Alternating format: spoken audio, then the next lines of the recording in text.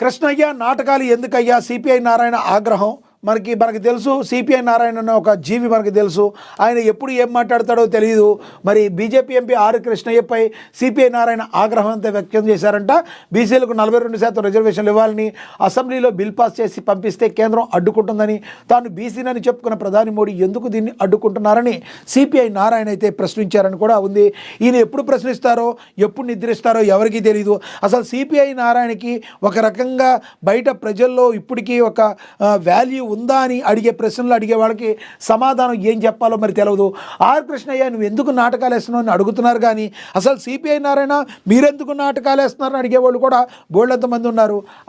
ఆ నారాయణకే తెలియాలి ఆయన ఎప్పుడు నిద్రపోతారో ఎప్పుడు బయటకు వస్తారో ఎందుకు విమర్శిస్తారో తెలీదు. తాను బతికే ఉన్నాను, తాను ఇంకా లైఫ్లో ఉన్నాను అనుకుంటాకి ఒక్కొక్క నేతని టార్గెట్ చేసుకుంటూ సిపిఐ నారాయణ మాట్లాడుతూ ఉంటారని చెప్పి రాజకీయ విశ్లేషకులు చెప్తున్న పరిస్థితి. మీరేమంటారు ఫ్రెండ్స్? అసలు సిపిఐ నారాయణ ప్రజల కోసం ప్రజల కొరకు పనిచేస్తున్నారా? తన పార్టీ సిద్ధాంతాలు మరి బతికించడానికి ఆయన పనిచేస్తున్నారు మీరు అనుకుంటున్నారా? సిపిఐ నారాయణ గురించి మీరు కమెంట్ బాక్స్ రూపంలో కమెంట్ చేయండి.